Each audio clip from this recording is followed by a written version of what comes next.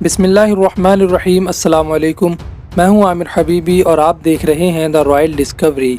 خواتین و حضرات، حضرت اورنگزیب کے بارے میں یہ بات بہت مشہور ہے کہ اورنگزیب نے بہت سے ہندوؤں کے مندروں کو توڑوایا، بہت سے ہندوؤں پر ظلم کیے۔ جب آپ کا دور حکومت آیا تو ہندوستان کا کوئی شخص سکون میں نہیں تھا، اور یہ بات بھی بڑا چڑھا کر بیان کی جاتی ہے کہ حضرت اورنگزیب نے ہی ہندوستان میں ہندو مسلم کا یہ جو جھگڑا ہے یہ شروع کروایا تھا۔ ان تمام باتوں میں کتنی سچائی ہے، آج کی اس ویڈیو میں ہم یہی سب ڈسکس کریں گے۔ ویڈیو کو پورا دیکھیں اور چینل کو سبسکرائب کر لیں۔ حضرت اورنگزیب کا پورا نام ابو المظفر محی الدین محمد اورنگزیب عالمگیر ہے۔ آپ کی پیدائش 3 نومبر 1618 کو گجرات کے دہودا شہر میں ہوئی تھی۔ آپ سلطنت مغلیہ کے چھٹے یا 7ویں حکمران ہیں، اور اپنے والد شاہ جہاں کی بھی آپ چھٹی اولاد ہیں۔ بادشاہ اورنگزیب کی زندگی کے اوپر انشاءاللہ پوری ایک ڈاکومنٹری اپلوڈ ہوگی، لیکن آج اس ویڈیو میں ہمارا مقصد صرف یہی ہے کہ حضرت اورنگزیب نے کتنے مندروں کو توڑا اور ان کو توڑنے کی وجہ کیا تھی، اور کیا مندروں کے ساتھ ساتھ کسی مسجد کو بھی توڑا تھا۔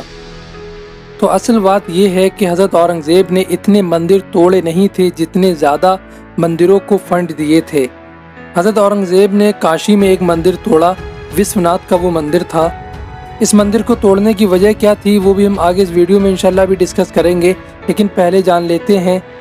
کہ گوہاٹی میں ایک کاماکھیا دیوی کا مندر ہے جس کو حضرت اورنگزیب نے فنڈز دیے، اور پھر اجین میں ایک مہاکال کا مندر ہے جس کو آپ نے تعاون دیا، اور پھر ورنداون میں کرشن کے مندر کو بھی بیت المال میں سے فنڈنگ دی، اور بھی انہی جیسے نہ جانے ہزاروں مندروں کو آپ نے فنڈنگ دی۔ اب ہم دیکھیں، اگر حضرت اورنگزیب کے ذہن میں ظلم و بربریت پھیلانا مقصد ہوتا تو 39 سال آپ نے ہندوستان پر حکومت کی، 3.2 ملین اسکوائر کلومیٹر پر آپ کی حکمرانی تھی۔ ایک سوچنے والی بات ہے، اگر آپ کا مقصد مندروں کو اس لیے توڑنا ہوتا کہ وہ ہندو دھرم کے مندر ہیں، بتوں کے مندر ہیں، تو 39 سال کے دور حکومت میں کیا پورے ہندوستان میں کوئی مندر باقی رہتا؟ 150 ملین لوگوں کے آپ حکمران تھے، کسی ایک شخص پہ بھی اگر ظلم و ستم کی بنا پر کوئی کام کیا ہو تو وہ کوئی گنا دے، تاریخ کے کسی بھی حوالے سے دکھا دے۔ ہاں، جو لوگ حکومت سے بغاوت کرتے یا حکم کی تکمیل نہ کرتے یا پھر ٹیکس دینے میں یا کسی اور کام میں کوتاہی کرتے تھے جو قوانین حکومت کے خلاف ہوتا تھا، تو پھر اس کو قانون کے نظریات سے سزا دی جاتی تھی۔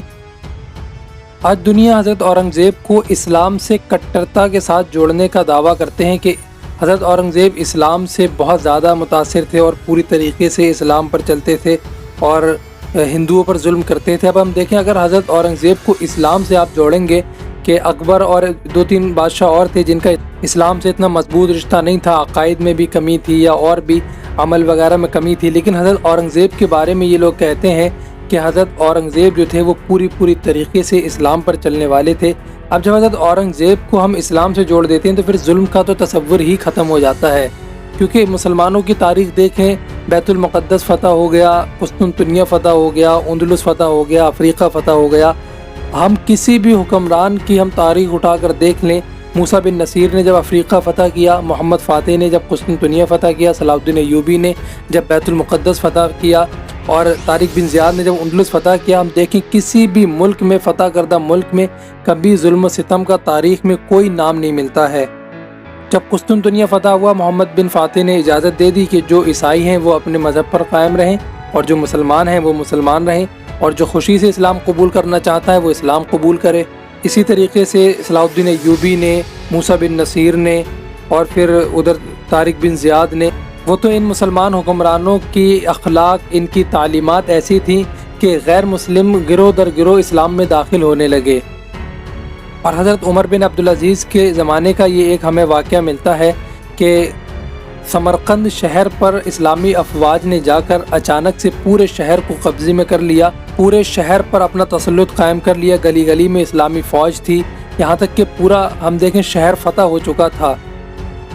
لیکن بس غلطی کیا رہ گئی؟ غلطی بس یہ رہ گئی تھی کہ جو اسلامی افواج کا جو طریقہ ہے کہ پہلے کسی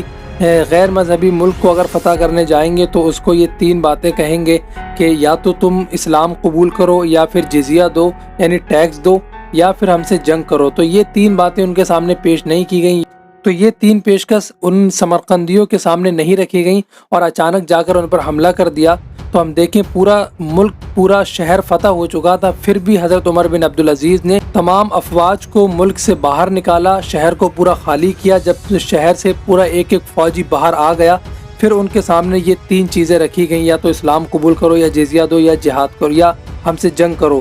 تو پھر سمرقند والوں نے، وہاں کے حکمرانوں نے جزیہ دینا زیادہ پسند کیا، اور پھر وہ حضرت عمر بن عبدالعزیز کو سالانہ جزیہ دیا کرتے تھے. تو اگر ہم اورنگزیب کو اسلام سے جوڑتے ہیں تو اسلام کی تو کوئی تعلیمات ایسی نہیں ہیں جو ہمیں ظلم و ستم پر ابھاریں. اب بات کرتے ہیں کہ مندروں کو کیوں توڑوایا. تو مندروں کو توڑنا ابھی الگ رکھتے ہیں، پہلے ہم دیکھیں کہ حضرت اورنگزیب نے ایک مسجد کو بھی توڑوایا تھا. اس کا ذکر ملتا ہے کہ گولکنڈہ کے ایک نواب نے 3 سال تک جو ہے حکومت اورنگزیبیہ کو کوئی ٹیکس نہیں دیا. اب ہم دیکھیں یہیں پر کہ 3 سال تک اس کو چھوٹ دی گئی، اور 3 سال بعد حضرت اورنگزیب نے اس سے سوال کیا کہ تم نے 3 سال سے کوئی ٹیکس نہیں دیا ہے، اس کی کیا وجہ ہے؟ تو اس گورنر نے کہا، گولکنڈہ کے نواب نے کہا کہ ہمارے شہر میں قحط پڑ گیا ہے، یعنی کھیتی نہیں ہو رہی ہے، سوکھا پڑ گیا ہے، تو میری عوام جو ہے وہ مجھے ٹیکس نہیں دے رہی ہے، اس لیے میں نے آپ کو ٹیکس نہیں دیا ہے. تو جب حضرت اورنگزیب نے اس بات کی تحقیق کروائی تو پتہ چلا کہ اس نواب نے، اس گورنر نے بہت ساری بلیک منی، وہ عوام سے تو ٹیکس لے رہا ہے لیکن اوپر حکومت کو ٹیکس نہیں دے رہا ہے، اور وہ ساری بلیک منی اس نے ایک مسجد میں چھپا کر رکھی ہے. تو حضرت اورنگزیب نے وہاں افواج بھیجی اور مندر کو کھدوایا اور اس کی پوری بلیک منی نکال لی. سیم یہی چیز مندروں کے ساتھ ہوتی تھی کہ جو حکمران تھے، جو ایریوں کے صوبے دار تھے، جو گورنر تھے، وہ اپنی بلیک منی کو مندروں میں چھپایا کرتے تھے. حضرت اورنگزیب کو مندر یا مسجد سے میٹر نہیں تھا، بلکہ مقصد ان کا یہ تھا کہ بلیک منی جہاں بھی چھپائی جائے گی وہاں سے وہ بلیک منی نکالنا ہے. اب کوئی مندر میں چھپائے گا تو مندر کو توڑ کر نکالی جائے گی، یا مسجد میں چھپائے گا تو مسجد کو توڑ کر بلیک منی نکالنا ہے. اب اس بلیک منی کا اورنگزیب کو کرنا کیا تھا؟ اب ہم دیکھیں کہ حضرت اورنگزیب نے اپنے لیے ساری بلیک منی نکالی، وہ ٹیکسز لیے، کچھ نہیں، یہ صرف اور صرف حکومت کے لیے، ہندوستان کو پروان چڑھانے کے لیے، ہندوستان کو سینچنے کے لیے، اسے سونے کی چڑیا بنانے کے لیے یہ تمام کام حضرت اورنگزیب کیا کرتے تھے. اپنی خود کی زندگی تو اتنی سادہ تھی کہ چٹائی پر سویا کرتے تھے اور خود کے ہاتھ سے ٹوپیاں بن کر جو بیچتے تھے اس سے 3 وقت کا کھانا کھایا کرتے تھے. اور حضرت اورنگزیب کے ہی دور کی بات ہے جب ہندوستان کو سونے کی چڑیا کہا جاتا تھا. جب انگریز یہاں آئے تھے، انگریزوں کے آنے سے پہلے ہندوستان میں پوری دنیا کا 25% کاروبار ہندوستان سے ہوا کرتا تھا، لیکن جب انگریز یہاں سے گئے تو وہ 0 کچھ رہ گیا تھا. یعنی ہم دیکھیں حضرت اورنگزیب کے دور میں کیسے ترقی پر ہندوستان تھا کہ پورے ہندوستان، پوری دنیا کی 25% کاروبار ہندوستان سے ہو اور باقی کا 75% پوری دنیا سے. تو یہ ایک بہت بڑا حضرت اورنگزیب کا احسان ہے ہندوستان کے ساتھ کہ انہوں نے ہندوستان کو سونے کی چڑیا بنایا. لیکن جب برٹش گورنمنٹ آئی اور جب وہ یہاں سے گئی 1947 یا 48 میں، تو ہندوستان کا کاروباری لیول 1% سے بھی نیچے رہ گیا تھا. لیکن جیسے تیسے 50-60 سال میں یہ اب ذرا ابھرا تھا ہندوستان، آج پھر وہی حالات نظر آ رہے ہیں. اب ہم آپ کو یہ بھی بتا دیتے ہیں کہ حضرت اورنگزیب کے بارے میں، مغل شاشکوں کے بارے میں یہ بات کہاں سے شروع ہوئی، کہاں سے پھیلی کہ وہ ہندوستان پر آ کر ظلم و ستم کیا کرتے تھے، انہوں نے ہندوستان کو برباد کیا ہے. یہ بات 1857 کے بعد پھیلنا شروع ہوئی، جس کو پھیلانے والے، جس کو ایک منصوبے کے تحت پروپیگنڈا بنا کر پورے ہندوستان میں پھیلایا گیا، اور اس کو کرنے والے صرف اور صرف یہ انگریز ہی تھے. کیونکہ 1857 میں جب ایک یہ پہلی کرانتی ہندوستان کی جو جنگ ہوئی تھی، لڑائی ہوئی تھی انگریزوں سے، تو اس میں بہادر شاہ ظفر کے ساتھ جھانسی کی رانی اور بھی اس جیسے بہت سے ہندو مل کر انگریزوں کے خلاف لڑ رہے تھے. تو انہوں نے سوچا کوئی ایسا منصوبہ بنایا جائے، ایسی منصوبہ بندی کی جائے. تو انہوں نے یہ ایک ترکیب نکالی کہ اس طریقے کی باتیں مشہور کر دیں کہ اورنگزیب نے ہندوستان کو برباد کیا ہے، وہ تو ایک مسلمان تھا، اس نے تمہارے آباء و اجداد پہ ظلم و ستم کیے، یہ وہ، اس طریقے کی باتیں